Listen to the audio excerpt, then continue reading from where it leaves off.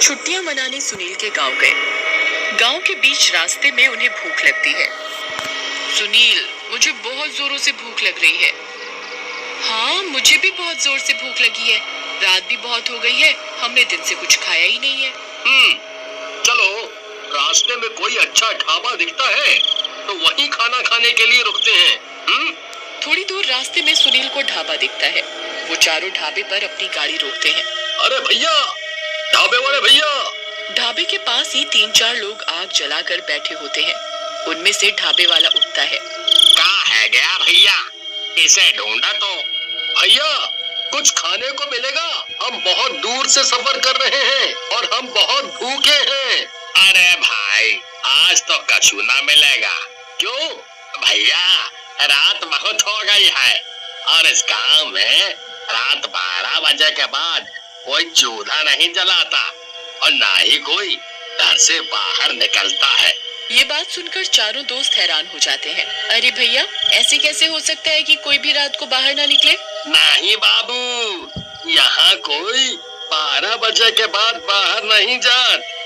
जंगल में एक शैतानी भूतिया भेड़िया की आत्मा घूमत है।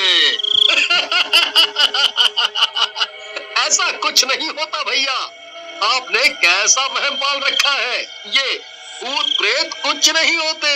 नहीं बेटा, हम सच बोलत हैं। 12 बजे के बाद जो कोई भी जंगल के रास्ते से जात है, उस भेड़िया की आत्मा उस आदमी को पकड़ लेत है। कौनो आदमी नहीं बचत उस खूंखार भेड़िया से। ये सुनकर अंजलि बहुत डर जाती है। अरे तुम इन भैया की बात मान लो, ये हमें झूठ क्यों बोलेंगे? हाँ बेटा, मैं तो तुम्हारी भलाई चाहता हूँ, तभी तुम्हें बता रहा हूँ। वो भेड़िया किसी को नहीं छोड़ता। उसका मुंह आदमी का है और शरीर भेड़िए का। बहुत ही डरावना है। वो जिस भी आदमी की जान लेता है तो वो आदमी खुद ब खुद शैतानी भेड़िया बन जाता है। अरे सुनील, तुम छोड़ो ये सब बातें, हम आगे जाकर दूसरा ढाबा ढूंढते हैं। वो चारों गाड़ी लेकर आगे जंगल के रास्ते पर निकल जाते हैं। बीच रास्ते में उनकी गाड़ी खराब हो जाती है। ओफो, अब ये क्या हो गया गाड़ी को? चलो बाहर चल के इंजन में देखें, कोई खराबी तो नहीं है। वो दोनों गाड़ी से उतरते हैं और इंजन को देखने लगते हैं। अरे यार, ये तो इंजन ही फूंक गया है। ओफो, अरे अब हम क्या करेंगे? यहाँ तो दूर दूर तक कोई मैकेनिक भी नहीं मिलेगा। तुम चिंता मत करो, तुम कोमल और अंजलि के साथ इधर रुको, मैं पानी लेकर आया। इंजन गर्म हो गया है, हम पानी मारेंगे तो शायद गाड़ी थोड़ी आगे तक चल जाए। ठीक है। सुनील पानी लेने के लिए निकल पड़ता है। थोड़ी दूर जाने के बाद सुनील को कुछ अजीब सी आवाज सुनाई देती है। वो भूतिया भेड़िया होता है। कौन है? कौन है वहाँ? तभी भूतिया भेड़िया सुनील के ऊपर हमला कर देता है। तुझे किसी ने बताया नहीं मेरे बारे में? अरे अरे, मुझे मुझे छोड़ दो, भगवान के लिए मुझे छोड़ दो। छोड़। आज तो तेरी मौत है, तुझे कोई नहीं रोक सकता मरने से। अरे अरे, ऐसा ऐसा मत करो, ऐसा मत करो। तभी भूतिया भेड़िया सुनील की गर्दन पर अपने पैने पैने नाखून से हमला करता है और सुनील को जान से मार देता है। सुनील को मारने के साथ ही भेड़िया सुनील का खून चखता है और सुनील के शरीर के अंदर आ जाता है। मैं किसी को नहीं छोड़ूंगा, जो भी मिलेगा सबको मार डालूंगा।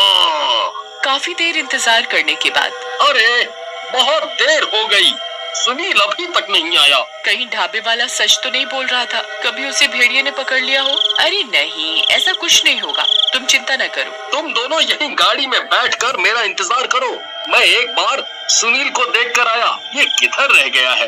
केशव सुनील को ढूंढने निकल पड़ता है। थोड़ी दूर जाकर उसे सुनील मिल जाता है। अरे तुम कहाँ रह गए थे? इतनी देर हो गई, मैं तो डर ही गया था। अरे मुझे पानी नहीं मिला। केशव और सुनील गाड़ी की तरफ चले जाते हैं। वो उधर जाकर देखते हैं। तुम इतनी देर से किधर थे? हम दोनों कितना डर गए थे।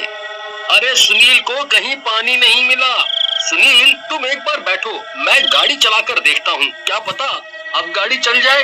केशव गाड़ी में चाबी लगाता है और गाड़ी स्टार्ट करने की कोशिश करता है। तभी गाड़ी खुद ब खुद चल पड़ती है। अरे वाह, गाड़ी ठीक हो गई। अब इस जंगल से हमें जल्दी बाहर निकल जाना है। सुनील के अंदर भूतिया भेड़िया मन ही मन में बहुत खुश होता है। इतने सारे लोगों का खून पीने में तो बहुत मजा आएगा। देखते ही देखते वो चारों अपने ठिकाने पर पहुंच जाते हैं। अगली सुबह केशव और उसके सारे दोस्त नाश्ता करने के लिए एक साथ बैठते हैं। अरे सुनील, तुम इतने शांत शांत क्यों बैठे हो? मैं कब से देख रहा हूँ, तुम जब से इधर आए हो किसी से कोई बातचीत ही नहीं कर रहे। सुनील उसकी बात का कोई जवाब नहीं देता। इतने में केशव की माँ पूनम उनके लिए खाना लेकर आती है। चलो बच्चों, तुम सब गर्मा गर्म नाश्ता कर लो। नाश्ते में पराठे, दही, अचार, ब्रेड सब होता है।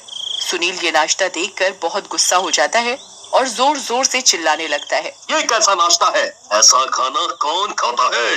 क्या हुआ बेटा, तुम्हें कुछ अलग खाना था तो बता देते। मैंने तो बल्कि तुम्हारे पसंदीदा पराठे बनाए हैं। छी, ये पराठे भी कोई खाने की चीज है क्या? पूनम ये सुनकर हैरान हो जाती है। सुनील तो हमेशा घर आकर मेरे हाथ के ही पराठे खाता था, फिर आज ये ऐसे क्यों बोल रहा है? फिर तुम्हें क्या खाना है बेटा, मुझे बताओ, मैं तुम्हारे लिए जल्दी से बना लाऊंगी। मीट, मीट, सिर्फ मीट खाना है मुझे। ये सुनकर वहाँ बैठे सब हैरान हो जाते हैं। अरे सुनील, तुम कब से मीट खाने लग गए? तुम्हें तो मीट कभी पसंद ही नहीं था। तुम तो मीट को देखकर घिन करते थे। मीट के साथ मुझे खून की चाय चाहिए और मैं सिर्फ वही खाऊंगा। तभी अंजलि की नजर सुनील की गर्दन पर पड़ती है। अरे सुनील, ये तुम्हारी गर्दन पर क्या है? तुम्हें ये चोट कैसे लगी? सुनील, अरे कुछ नहीं, जंगल में जब पानी लेने गया था तो झाड़ियों में गिर गया था। सुनील खुद ब खुद मीट की बात भूलकर चुपचाप पराठे खाने लगता है। देखते ही देखते सुनील पराठे खाता ही जाता है। अरे बेटा, तुम तो बहुत भूखे हो। सुनील 25-30 पराठे खा जाता है। अरे अंजलि, अभी तो सुनील को पराठे खाने ही नहीं थे, अब एकदम से इसे क्या हो गया? ये तो खा ही जा रहा है। सुनील नाश्ता करके अपने कमरे में जाने लगता है। अरे सुनील, हम तो यहाँ घूमने आए हैं, तुम हमें अपना गांव नहीं दिखाओगे? लेकिन सुनील केशव की बात का कोई जवाब नहीं देता और चुपचाप अपने कमरे में चला जाता है। मुझे एक बात समझ में नहीं आ रही, ये सुनील जब से जंगल के रास्ते से वापस आए हैं, ये बहुत अजीब बर्ताव कर रहा है। सही कहा तुमने, सुनील ऐसा तो कभी नहीं था। देखते ही देखते शाम हो जाती है और सोने चले जाते हैं। आधी रात में सुनील के अंदर का भूतिया भेड़िया अपने नए शिकार के लिए निकलता है। यहाँ तो बहुत सारे लोग हैं, मुझे जो भी कोई मिलेगा सबको मार डालूंगा, किसी को नहीं छोड़ूंगा। मैंने बहुत दिनों से खून नहीं पिया।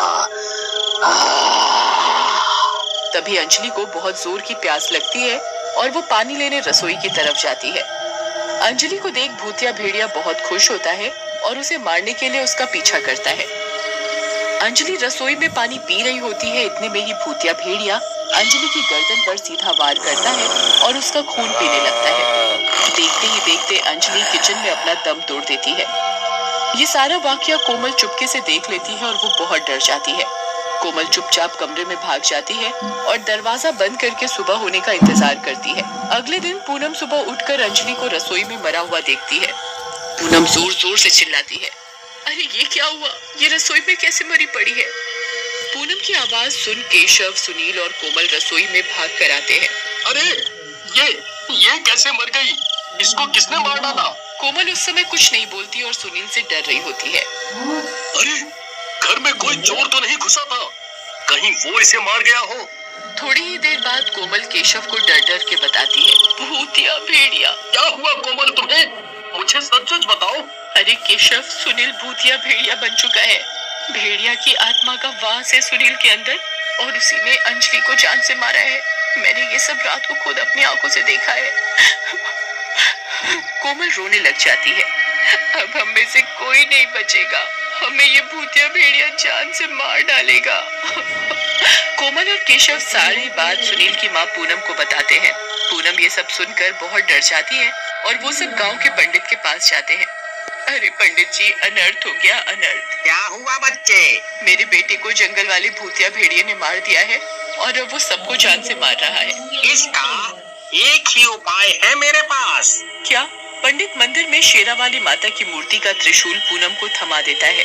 आज रात जब भी वह भूत या भेड़िया किसी का शिकार करने निकले तो उसके पेट में बिना सोचे ये त्रिशूल मार देना, वो वहीं का वहीं मर जाएगा। ठीक है पंडित जी। पूनम और सब बच्चे घर की तरफ निकल पड़ते हैं। रात होने के साथ ही सुनील के अंदर का भूतिया भेड़िया फिर किसी को मारने की तलाश में निकल पड़ता है। आज फिर किसी का खून पियूंगा, इतना स्वाद लगता है खून। ये बात सुनील की माँ केशव और कोमल छिपकर सुन लेते हैं। अरे केशव, तुम इसके आगे जाओ, इसे तुम दिखोगे तो ये भूतिया भेड़िया तुम्हारी जान लेने आएगा। मैं तभी इसके पेट के अंदर ये माता रानी का त्रिशूल घुसा दूंगी। हाँ आंटी बिल्कुल ठीक कह रही हैं। केशव पूनम का कहा मानता है और भूतिया भेड़िए के आगे जाकर खड़ा हो जाता है। तो फिर आज तेरी मौत है, आज तेरा खून पीऊंगा। भूतिया भेड़िया केशव की तरफ उसे मारने ही जा रहा हो, इतने में पूनम भूतिया भेड़िया के पीछे त्रिशूल लेकर भागती है और उसके पेट में घुसा देती है।